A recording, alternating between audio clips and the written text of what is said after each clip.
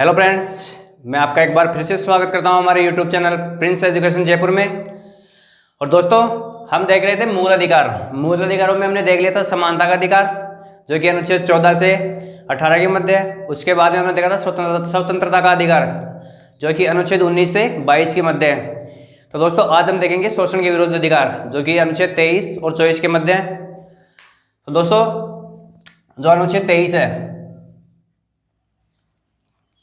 अनुच्छेद 23 ये किसके विरुद्ध अधिकार देता है हमें? ये देता है शोषण के विरुद्ध। मतलब है जो मानव मतलब उसमें सभी स्त्री पुरुष सभी आ जाते हैं, तो इनका क्या नहीं किया जा सकता? मानव के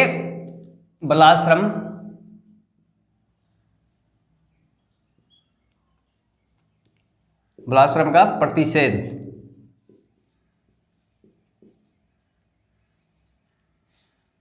मतलब है कि जबरदस्ती किसी से भी कार्य नहीं करवाया जा सकता। जो भी मानव में सभी आ जाते हैं, जैसे स्त्री पुरुष बच्चे वगैरह सभी, तो उनसे क्या नहीं किया जा सकता? उनसे जबरदस्ती कार्य नहीं करवाया जा सकता, उन्हें बिना बेगार के कार्य नहीं करवाया जा सकता। जो बेगार का मतलब ये होता है कि बिना तनख्वाह के बिना पगार के कार्य करवाना, तो ऐसा कार्य बिल्कुल नहीं करवाया जा सकता। ये चीज़ किसमें बताई गई? अनुच्छेद 23 में, कि मानव से बिना बेगार के कोई कार्य नहीं करवाया जा सकता। मतलब बिना पारिश्रमिक दिए कोई बिना पारिश्रमिक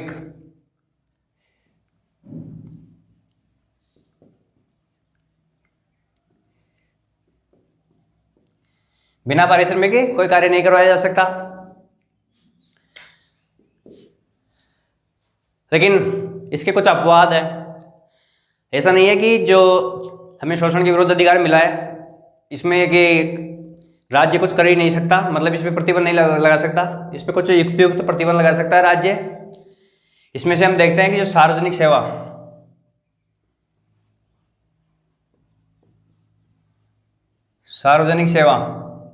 इस, और दूसरा अनिवार्य सेवा।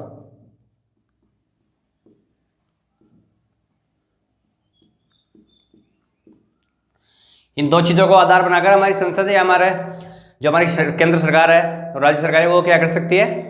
इन पर प्रतिबंध लगा सकती है। मतलब हमें बिना पगार के भी क्या कर सकती है? काम करवा सकती है हमसे। तो जैसे सार्वजनिक सेवा कोई मुद्दा होगा, जैसे बांध निर्माण वगैरह कुछ हो गया कि जो सार्वजनिक हित का कार्य होता है, तो उसमें सरकार बिना पारिश्रमिक दिए कार्य करवा सकती है।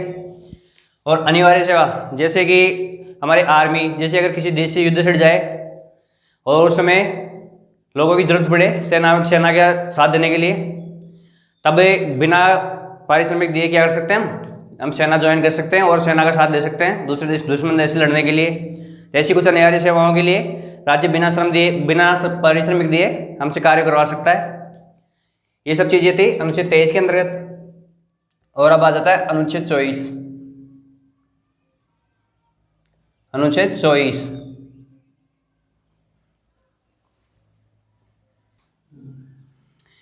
अनुच्छेद 24 बताता है कि कारखानों आदि में बालकों से कार्य नहीं करवाया जा सकता।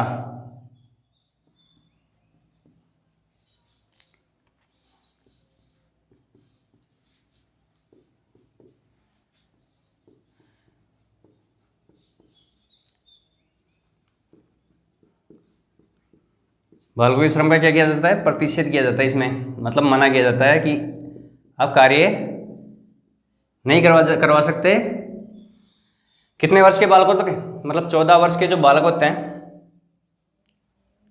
14 वर्ष तक के, इन बालकों से क्या नहीं करवा सकते? आप कार्य नहीं करवा सकते, खतरनाक कार्य नहीं करवा सकते।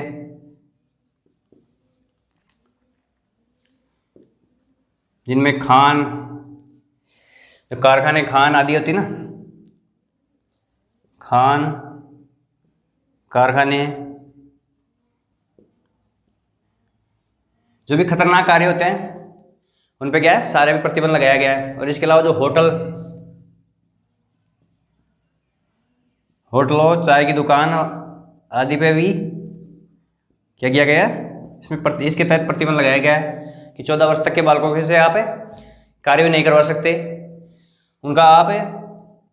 उन्हें खतरनाक कार्य और ऐसे कार्य जो कि उनके लिए थोड़े खतरनाक है या उनको परेशानी में पहुंचा सकते हैं, ऐसे कार्य आप उनसे नहीं करवा सकते। तो इसी में आता है एक अधिनियम, कौन सा, बाल श्रम। इसी में आता है अपना जो कारखाना अधिनियम है,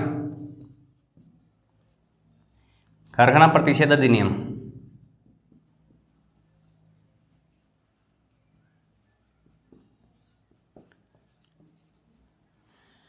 ये कब लागू हुआ था? 1948 में, जब हमारा संविधान बन रहा था, ये उसी समय लागू कर दिया गया था कारखाना प्रतिषेध अधिनियम।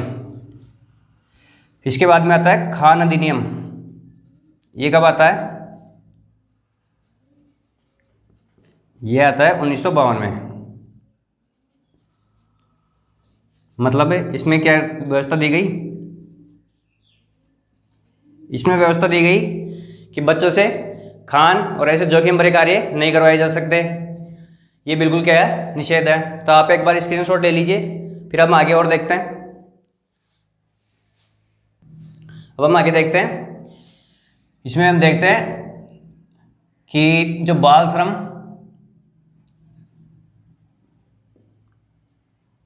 श्रम एवं प्रतिषेध अधिनियम,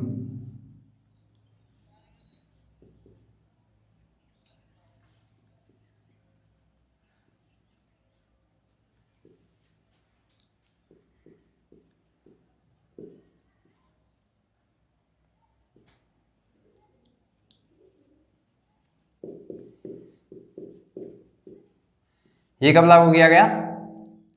तो दोस्तों ये लागू किया गया था 1986। बाल श्रम एवं प्रतिषेध अधिनियम में जो 14 वर्ष तक के बालक है, उनसे सभी कार्य मजदूरी, जो भी कार्य मजदूरी की श्रेणी में आते हैं, वो सभी कार्य क्या किए गए? निषेध किए गए। 14 वर्ष तक के बालक।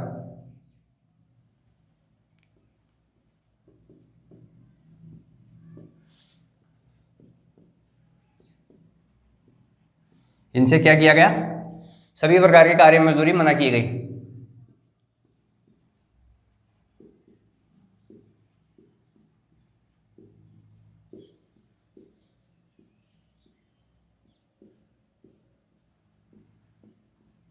कि इनसे आप क्या नहीं कर सकते? किसी प्रकार के कार्य मजदूरी नहीं कर सकते, जैसे होटलों में, चाय की दुकानों पे, ठड़ियों पे और भी। लेकिन हाँ, एक बात कही गई कि इससे आप क्या कर सकते हो, जो अपने घरेलू कार्य हैं उनमें बालकों का ले सकते हैं, लेकिन वो खतरनाक नहीं होनी चाहिए। जैसे कोई अपना घरेलू बिजनेस होता है, तो उनमें आप क्या कर सकते हो? उनसे काम करवा सकते हो, लेकिन वो खतरनाक नहीं होना चाहिए। अब इसके बाद में आ जाता है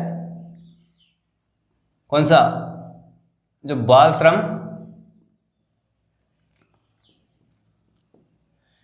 एवं प्रतिषेध अधिनियम, प्रतिषेध संशोधन अधिनियम।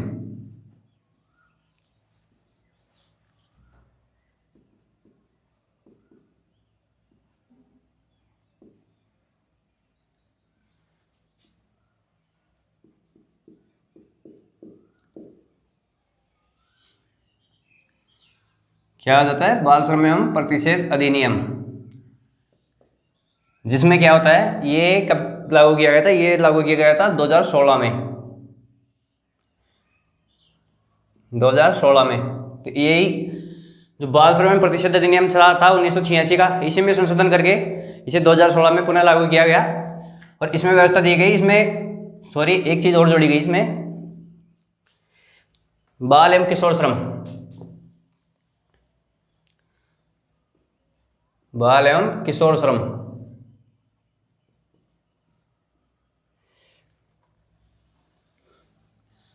बाल एवं किशोर श्रम अधिनियम।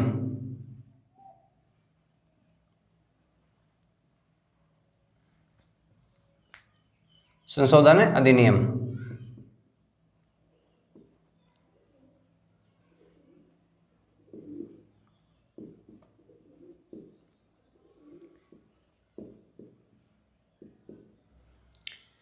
ये चीजें जोड़ी गई 2016 के अधिनियम में, जो कि मूल रूप से 1986 का अधिनियम था। तो इसमें क्या किया गया? इस परिभाषा में एक चीज गौर कीजिए आप, बाल एवं किशोर, मतलब किशोरों को भी इसमें शामिल किया गया। और किशोर की परिभाषा दी गई है, ये दी गई जो 14 से 18 साल के जो बालक हैं, ये क्या माने जाएंगे? किशोर माने जाएंगे। किशोर की परिभाषा इसमें दी गई, 14 से 18 वर्ष के बीच में जो बालक है वो किशोर बालकों की श्रेणी में आएंगे और उनसे भी क्या नहीं किया जा सकता, उनसे भी खतरनाक कार्य नहीं करवाए जा सकते। पहले ये नियम था 14 वर्ष तक के बालकों के लिए, लेकिन इसे बढ़ाकर 2016 में क्या कर दिया गया, 14 से 18 वर्ष तक के बालकों से भी क्या किया जाएगा, तो सभी प्रकार के कार्य मजदूरी क्या किए जाएंगे, सभी प्रकार के जो खतरनाक कार्य हैं वो मना किए गए।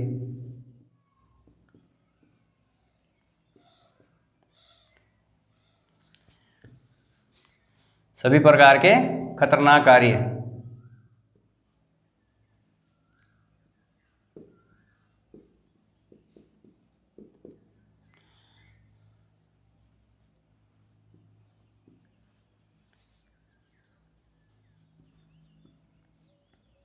मना किए गए, मतलब प्रतिशत इनको निषेध कर दिया गया कि आप 14 से 18 वर्ष के बालकों से भी क्या नहीं करवा सकते, जो खतरनाक काम नहीं करवा सकते। ये पहले केवल 14 वर्ष के बालकों के लिए ही था, तो उन्हीं से हम क्या नहीं करवा सकते थे, खतरनाक कार्य। लेकिन उसके बाद में परिभाषा ये आ गई कि 14 से जो 18 वर्ष के बालक हैं उनसे आप खतरनाक कार्य नहीं करवा सकते। और इसी में ये दूसरी व्यवस्था भी दी गई कि आपके घरेलू कार्य हैं लेकिन वो खतरनाक नहीं होने चाहिए, उनमें आप बालकों को लगा सकते हो आपके घरेलू व्यवसाय में। तो ये कुछ चीज़ें थी अनुच्छेद 24 की। तो हमने देखा बाल एवं शोषण के विरुद्ध अधिकार। तो दोस्तों हम आगे देखेंगे, उससे पहले धार्मिक स्वतंत्रता का अधिकार। तो उससे पहले आप इसका स्क्रीनशॉट ले लीजिए।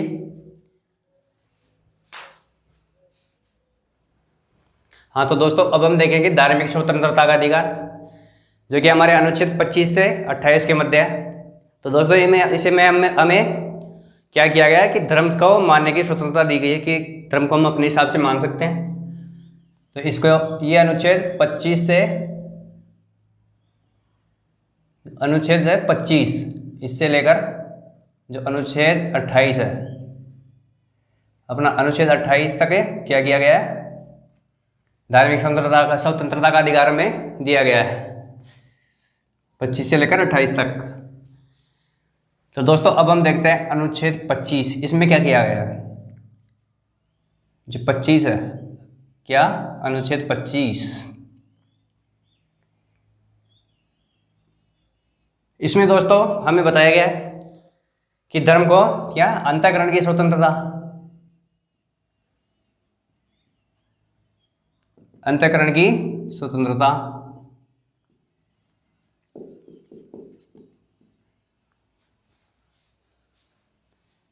और दूसरा धर्म को अबाध रूप से मानने की,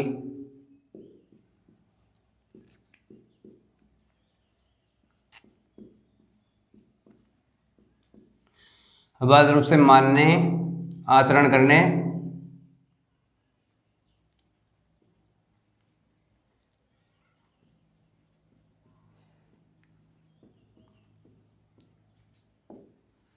धर्म को अबाध रूप से मानने, आचरण करने की क्या है स्वतंत्रता, प्रचार करने की स्वतंत्रता।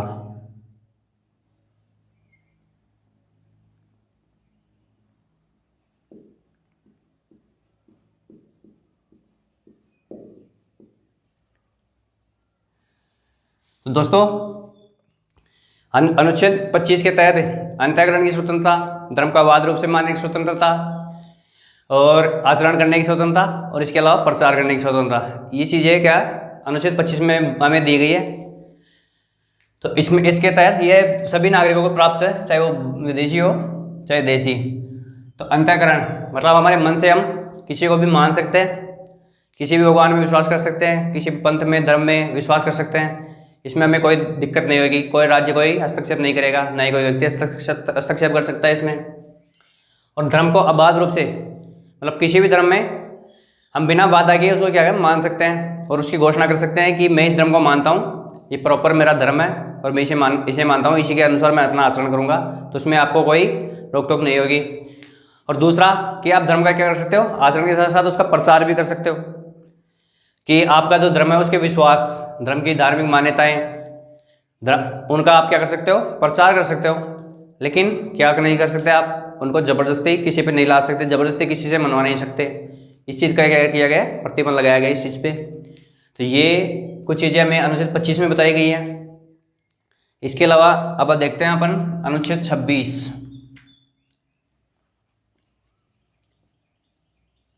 अनुच्छेद 26। दोस्तों ये क्या बताता है हमें कि जो धार्मिक संस्थाएं हैं, धार्मिक कार्यों के क्या प्रबंध की व्यवस्था करने के लिए स्वतंत्रता देता हमें।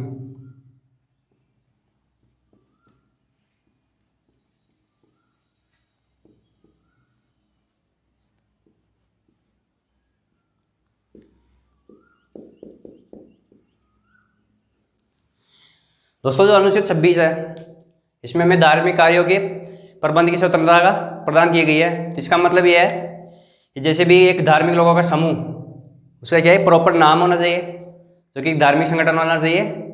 तो उसके क्या कर सकते हैं हम, उसके लिए करों की व्यवस्था कर सकते हैं, संपत्ति का अर्जन कर सकते हैं और उनका क्या करते हैं प्रबंध कर सकते हैं। तो इसकी स्वतंत्रता किस में दी गई है, धार्मिक कार्यों अनुच्छेद 26 में। तो मूलतः अल्पसंख्यकों से संबंधित है। जैसे कि हम देखते हैं क्या होना चाहिए, एक तो जो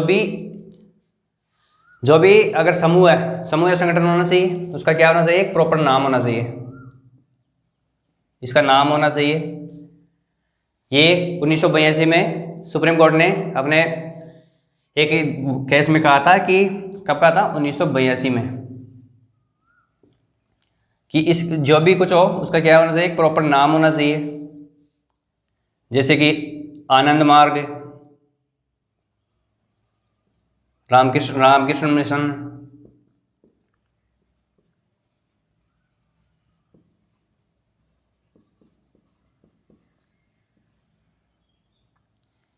ऐसे कोई प्रॉपर उसका नाम होना चाहिए। उसी को क्या है धार्मिक संगठन या समुदाय माना जाएगा। तो ऐसी कुछ चीज़ें उनमें क्या कर सकते हैं, उनके लिए करों की व्यवस्था कर सकते हैं, चंदा वगैरह इकट्ठा कर सकते हैं, उनकी संस्था बना सकते हैं, उन पर कोई पदों की नियुक्ति कर सकते हैं और सारे प्रबंध हम उसके कर सकते हैं। अगर राज्य उसके भूमि वगैरह या फिर किसी और चीज़ का अगर अधिग्रहण करना चाहे तो हमें जो मार्केट रेट है उसके अनुसार क्या करेगा, उसका भुगतान करेगा। तो ये कुछ चीज़ें अनुच्छेद 26 में बताई गई है। अब आता है अनुच्छेद 27।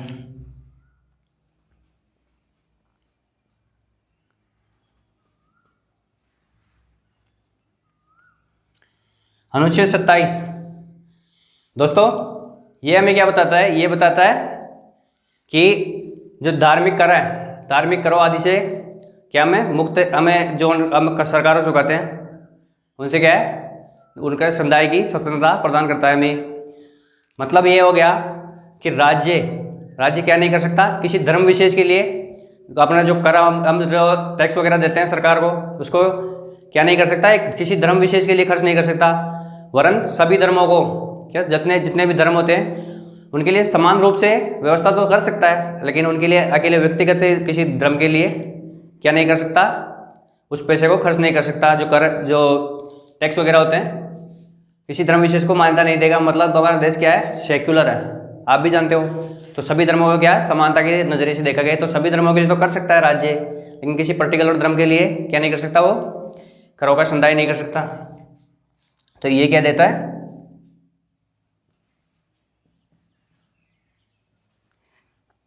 करों के संदाय से स्वतंत्रता देता है हमें।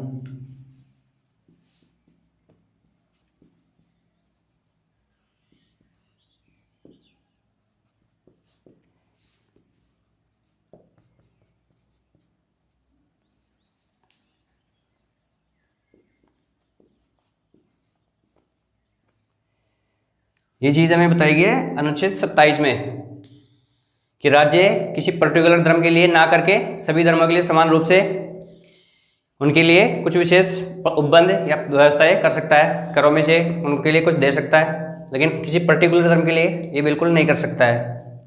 और अब आ जाता है अपना अनुच्छेद 28। दोस्तों अनुच्छेद 28 यह हमें बताता है कि जो धार्मिक आधार पर जो संस्थाएं निर्मित की गई हैं उनमें क्या हम अगर एडमिशन लेना चाहें तो ले सकते हैं, नहीं लेना चाहें तो नहीं ले सकते। ये उस चीज़ के बारे में बताता है हमें कि उनसे हमें क्या की गई है, स्वतंत्रता दी गई है, ये हमारी मर्जी पे छोड़ा गया है कि हम अपने हिसाब से कर सकते हैं। हाँ, अगर जो बच्चा 18 साल से कम है उसके लिए उसके माता पिता की अनुमति अनिवार्य होगी। ये कुछ चीज़ें अनुच्छेद 28 में बताई गई है। तो दोस्तों अनुच्छेद 28 ये क्या बताता है हमें कि जो कुछ जो कुछ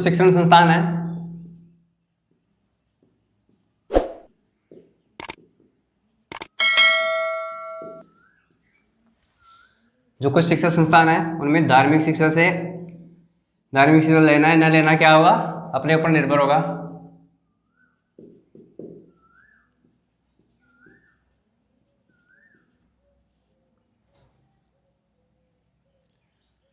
क्या इस किस आधार पे होंगे, तो धार्मिक है।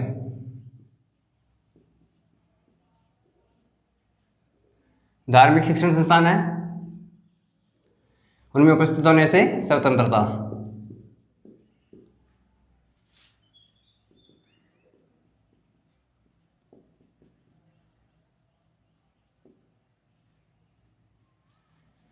तो दोस्तों अनुच्छेद 28 हमें कुछ स्वतंत्रताएं देता है कि जैसे पर्टिकुलर धर्म की कोई संस्थाएं होती हैं, जैसे गुरुद्वारे, मदरसे, इनमें क्या नहीं कर सकते हम, अगर हम चाहें तो उनमें जाकर धार्मिक शिक्षा ले सकते हैं और ना चाहे तो नहीं लेंगे।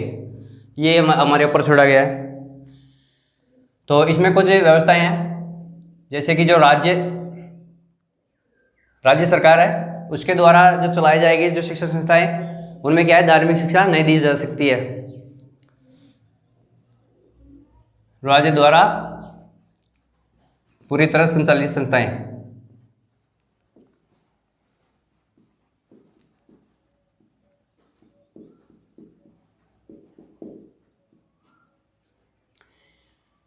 ऐसी संस्थाएं जो राज्य के द्वारा वित्त पोषित हो या पूरी तरह से राज्य के द्वारा संचालित की जाती हो, उनमें धार्मिक शिक्षा नहीं दी जा सकती। ये हमारे अनुच्छेद 28 में बताया गया है। मतलब हमारा देश क्या है, एक धर्मनिरपेक्ष, एक पंथ निरपेक्ष देश है, तो इसलिए ऐसा कार्य नहीं किया जा सकता। और दूसरा कौन सा संस्थान, जो कि जिनका प्रशासन तो राज्य करता हो, इनका प्रशासन राज्य के द्वारा किया जाता हो, लेकिन क्या होगा, लेकिन ये किसी न्यास या बोर्ड के द्वारा स्थापित हो।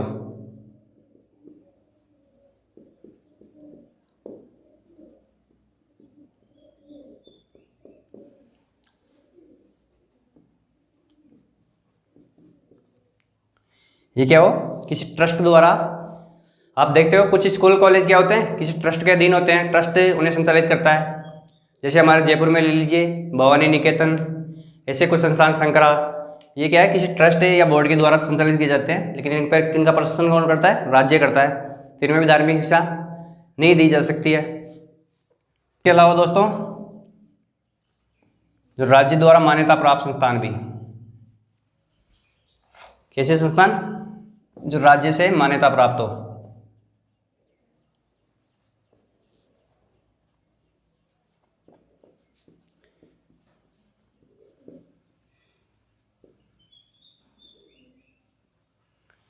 और इसके अलावा जो चौथे हैं वो कौन से, राज्य द्वारा अनुदान प्राप्त।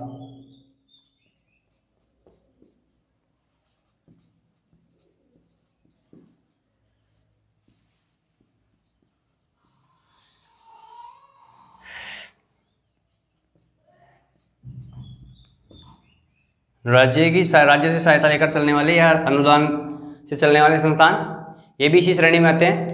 और इसके अलावा जो राज्य से मान्यता प्राप्त से स्कूल कॉलेज होते हैं, उनमें भी क्या नहीं दी जा सकती, धार्मिक स्वतंत्रता नहीं दी जा सकती है। ये सब चीज़ें किसमें, अनुच्छेद 28 में।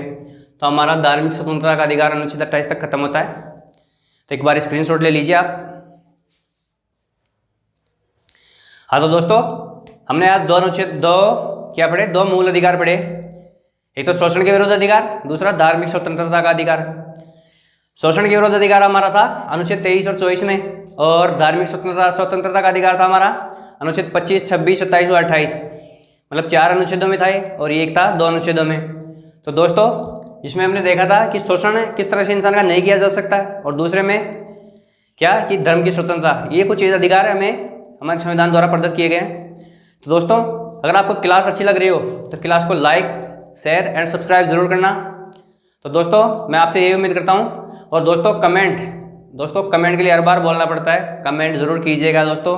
बिना कमेंट के हमें नहीं पता लगता कि हम कैसा पढ़ा रहे हैं और आपको कैसा समझ में आ रहा है। अगर आपको सही नहीं समझ में आ रहा है तो आपका कमेंट से हमें पता लगेगा, और सही समझ में आ रहा है तो वो भी आपके कमेंट से ही पता लगेगा। तो उसमें हम सुधार करेंगे और आपके लिए अच्छे से अच्छा प्रोवाइड कराने की कोशिश करेंगे। और आपके कुछ डाउट है वो भी आपके कमेंट के माध्यम से हमें पता लगेंगे, तो हम उनको भी क्लियर करने की कोशिश करेंगे। तो दोस्तों हमें क्या करना है, एक सिविल सर्विस की नौकरी करनी है। अच्छी सी नौकरी प्राप्त करने के लिए क्या करना होगा, हमें ध्यान से पढ़ना होगा। तो दोस्तों जो मैं यहाँ पे लिखता हूँ उससे ज़्यादा मेरे शब्दों पे ध्यान दिया करो। ये एक टेक्निकल सब्जेक्ट है तो इसे समझाना बहुत ज़रूरी होता है। तो इसे समझ के पढ़ोगे तो कभी नहीं भूलोगे, और रटोगे तो दोस्तों कभी याद भी नहीं होगा। क्योंकि राजनीति विज्ञान कैसा सब्जेक्ट है, ये पूरा टेक्निकल सब्जेक्ट है, तकनीकी सब्जेक्ट है। और भारतीय राज्य व्यवस्था इसमें ऐसा तकनीकी पॉइंट है कि इसे आपको समझना ही पड़ेगा, इसे आप रट नहीं सकते। क्योंकि इसे पहले ही क्या बोलते हैं, वकीलों का स्वर्ग। मतलब आम इंसान के आसानी से समझ में नहीं आता, लेकिन आप क्या हो, पढ़े लिखे, तो आपको वकीलों की ज़रूरत कम से कम पड़े। तो उसके लिए क्या करना पड़ेगा, आपको इसे समझना पड़ेगा। तो दोस्तों मिलते हैं नेक्स्ट क्लास में, तब तक के लिए थैंक यू वेरी मच।